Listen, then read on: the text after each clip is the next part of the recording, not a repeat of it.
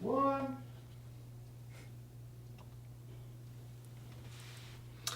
Hi, my name is Salo, and I'm here today to facilitate a very exciting discussion. And I wonder if at this stage we're going to get the guests to introduce themselves, and that will set the context for how we came to have this discussion around struggles for affordable housing in South Africa. So we'll start with the producer of the movie Dear Mandela and go around the table. Great, thanks Ken. My name is Dara Kell. I'm a South African documentary filmmaker.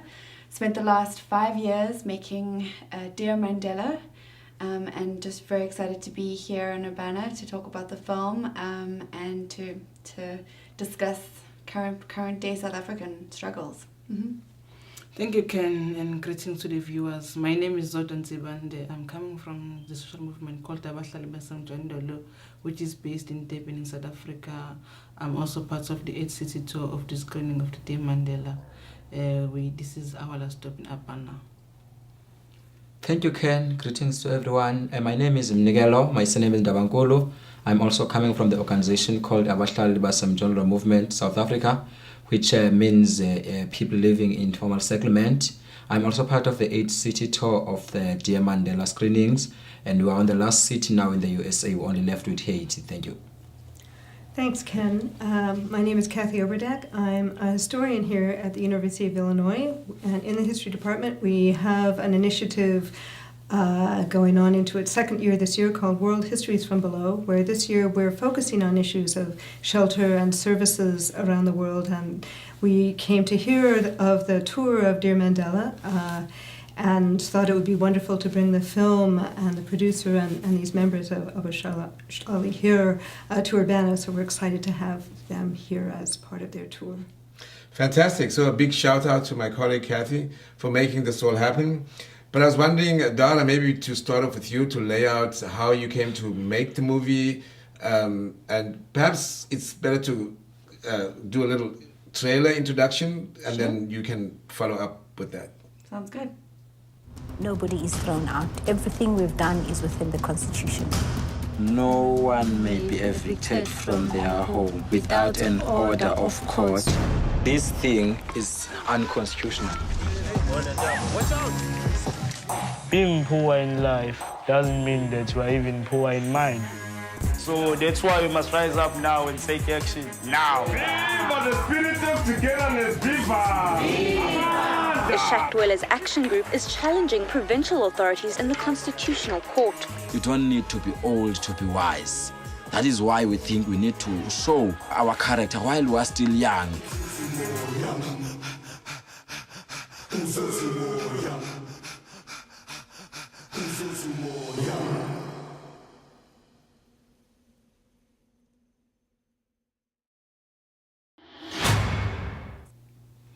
Great. So that must have whet some appetite. So Dara, why don't you lay out for us how you came to be interested and produce this award-winning film?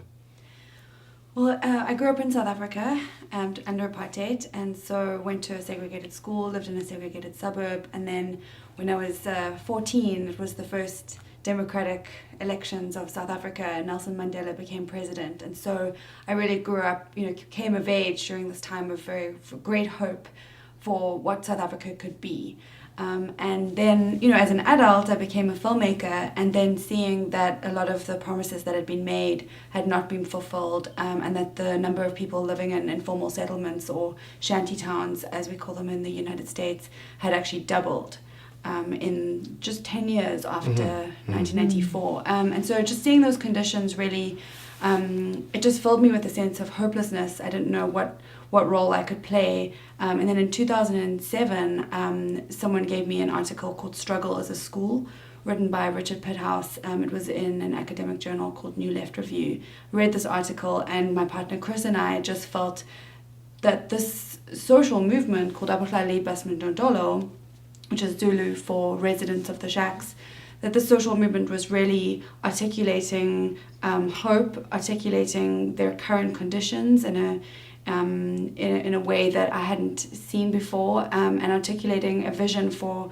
what society could be, a place where everyone is treated with respect and dignity, And we just felt that this wasn't just a story about South Africa, that this was a story that was universal. Everywhere, all around the world, we're seeing these conditions of growing inequality, lack of shelter, and a place where basic human rights are not being respected. And so we really just wanted to meet the members of Abahlali and understand the situation. And from that initial meeting in 2007, Miguelo was one of the first people that we met. That relationship just grew over the years, and slowly but surely we came up from a 5-minute documentary, very short film. We now have the finished film, Dear Mandela, which we're now showing on the festival circuit around the world and also at the moment in the United States. Great, thanks. So yeah, we're also hoping to, with my colleagues at Champagne, bring Richard Priddhouse in March. In fact, it's later. Caddy might talk about that in a second. But as you said, there's some universal themes. The movie has had a great review, and I'm hoping that you could lay out for us, maybe we could ask Zodwa to kick it off, on how the movie has been received, and walk us through the 8-city tour. And maybe you or Miguelo could share, your perspectives on the reception of the movie and the similarities or differences. Okay. One of the things that we have observed is that as much as we've been we were showing having screens in different audience, from activists to the universities, but I've seen the same reaction, which is more welcoming and more engaging and wanting to learn more about South Africa after apartheid, because most people they still think that South Africa after 1994, then things were like smoother and more environmentally friendly compared to the apartheid system. And then when people are now seeing those people are still living in such condition as living in informal settlement where there is no electricity, there's no proper sanitation, and there's still people living from hand to mouth, and then it raises a lot of concerns and questions of the current government and the current ANC, because most people have a hope that the ANC will be able to liberate its community. And from our tour started in New York, where we had a 4-day screening in Brooklyn, and then we after that we went to Boston, where we had a screening at the law department in Harvard University. So and we also have a screening, and we also talk with the professors and also students who study law in Harvard University. And then we also went to have a talk with the students at Emerson College in Boston, and then we also had a screening in the theater also in Boston there. And then after that we went to Activism, where we also started to have a screening at Africana Research Center, where we also spoke with the students who are doing postgraduate in the African studies. And we had a talk about the African perspective of political perspective, and also later we had a screening at the Cornell University. After that, we also had we went to Ethica College, where we had also met with a class who does a community organizing, and we had a very good discussion about what is the motive for them to study community organizing, and which one of the things that I find it so different is that for them it's more like a carer than being an activist per se. But I think it's one of those the differences of how do we do the or see the organizing, because for us we didn't go to school to study to be a community organizer, whereas with this class they study to be a community organizer.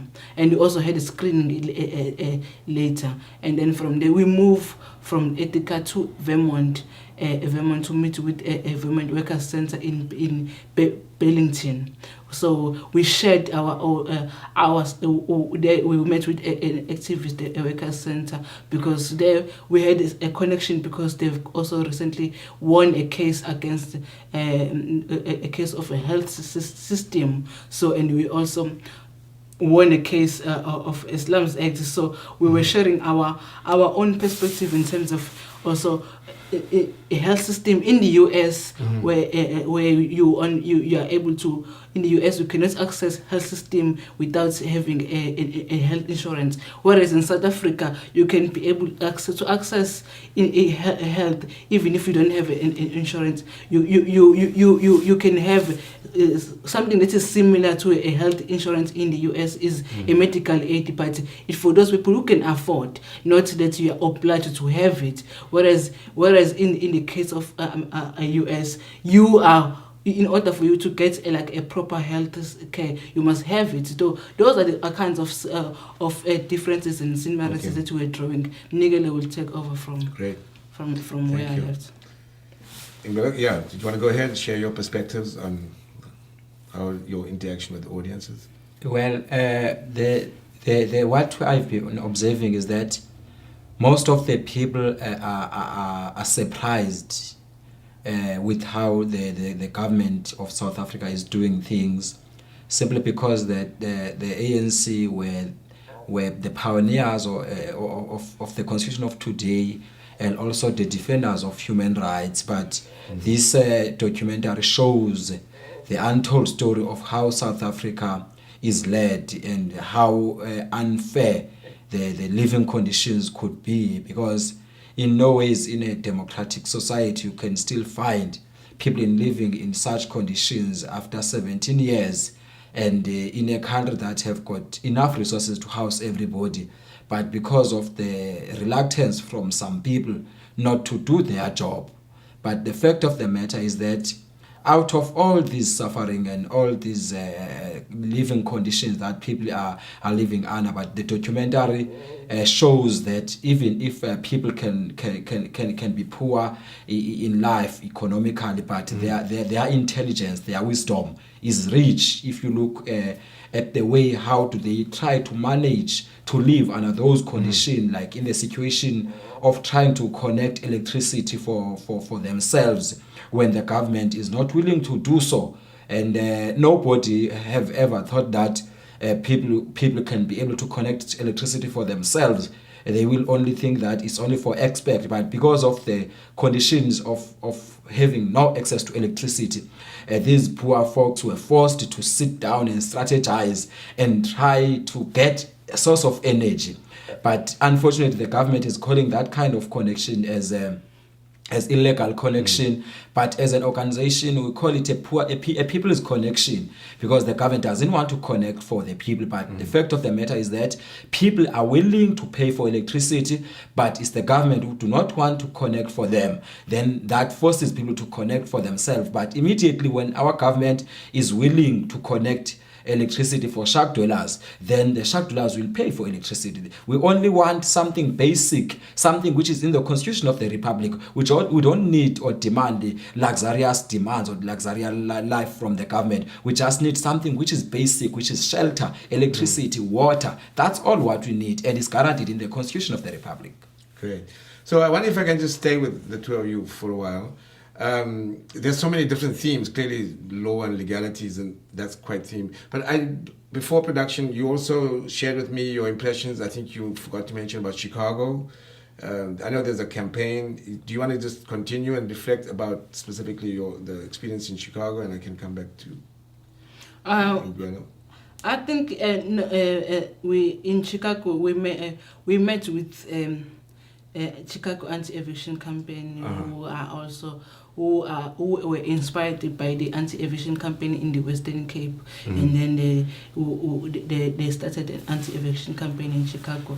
We met with them, and they've been our host in Chicago, and also maybe without focusing on them per se, but one of the differences that I've observed in meeting with this group activists, grassroots activists here in the US, I think what the difference between them and us is that I find that there's no sense of having a movement per se, but it's more like, I think for them, as an organization, as much as they want to be part of, to have a bigger movement, but the members, they still have that sense of individual, that you know, at the end of the day, they find movements that I now have to work like a consultant, where people will be coming to the organization first to seek for help, and then after that they don't participate in the day-to-day activities, and then at the end of the day,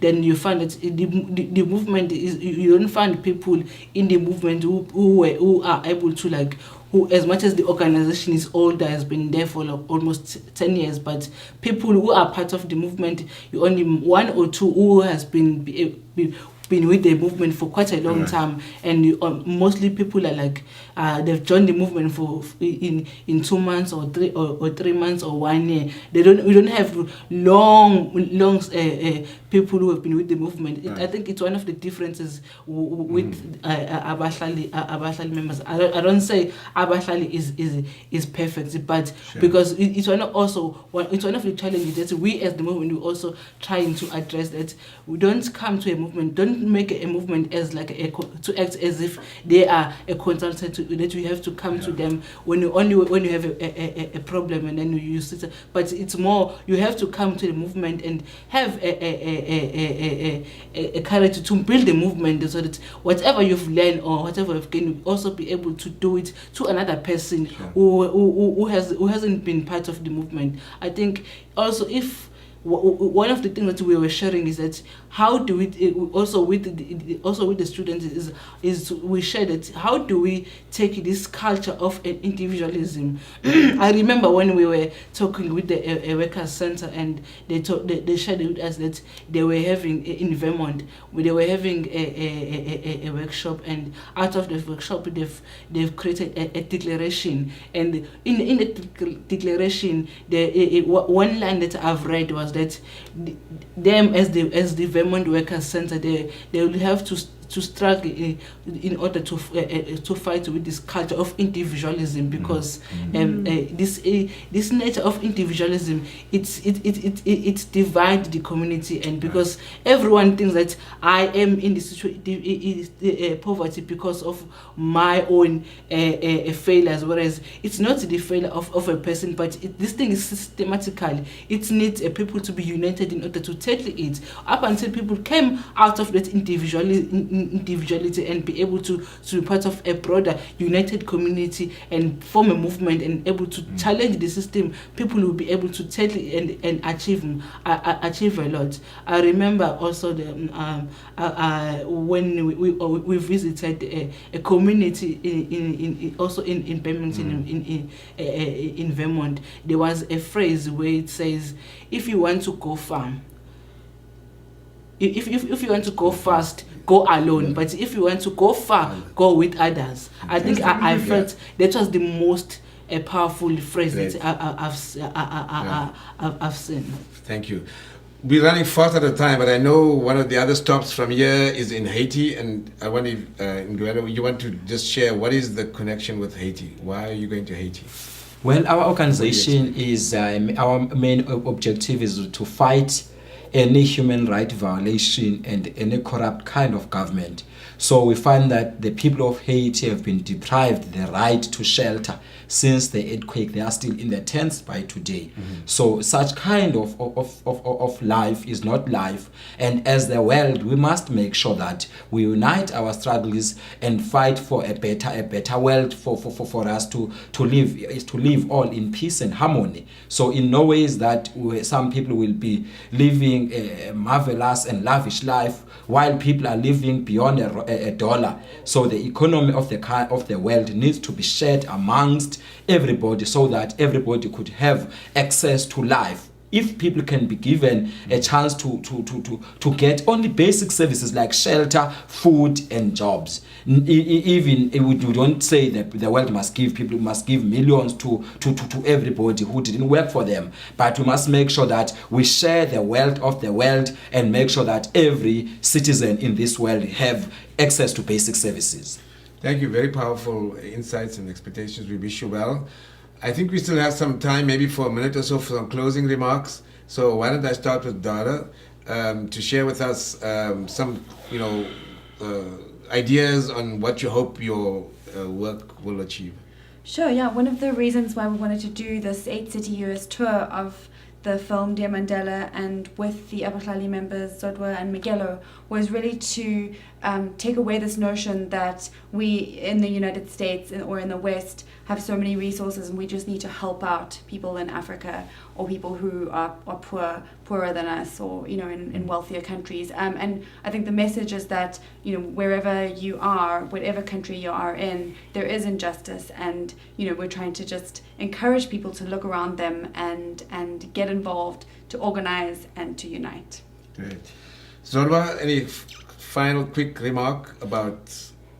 My final remark will also echo what Dara has just recently said, that maybe it's high time that people of the United States will know to think that in order for them to help us is by giving money or resources to Africa, but they can help us by able to establish themselves and form a movement that will be able to link or have an alliance with them and be able to have this global network of fighting the system. Thank you very much. And Kell? Yeah, my closing remarks are very clear that I would like every poor community, every poor individuals to unite. Sometimes when you are poor, like for instance, you distressed, you're facing evictions, you're facing joblessness, you think that you are nothing. But what I can assure the people of the world is that all these minimum poor people's group, if they can unite, they can manage to challenge the oppressors' agenda and fight and win them. For as long people are organized, united, there's nothing that they cannot conquer. Great, thank you. Kathy? Oh, thank you. One of the wonderful things that I think that our conversation here has brought up that's connected to our World Histories from Below initiative is the importance of people's movements to histories from below, right? That this is what it's about. And it's very hard for historians to get at that often, the significance of the local in relationship to the kinds of connections between poor people's movements in different parts of the world that you're talking about. And, this is it. This is history that you're making that I hope other people will be able to benefit from, particularly through your message of unity. And we can also look forward to, Dara brought up Richard Pithouse, a scholar in South Africa who's been very much associated with Abahlali and will be coming in March. And I hope people will be able to connect with those events in early March as well to hear more about connecting with movements like this. I want to say from my side, I'm proud to see the young lions taking up the struggle of the old dogs like myself, the unfinished business. So wish you well, and to thank Dara for a wonderful work in producing this movie as a theme for debate about a very important issue. Lastly, to thank Raymond of the show for the opportunity to put this conversation together, and look forward to continuing their debates online and offline. So from my side, thank you very much, and a big shout out to the show. Thank you. Thank you. Thank you.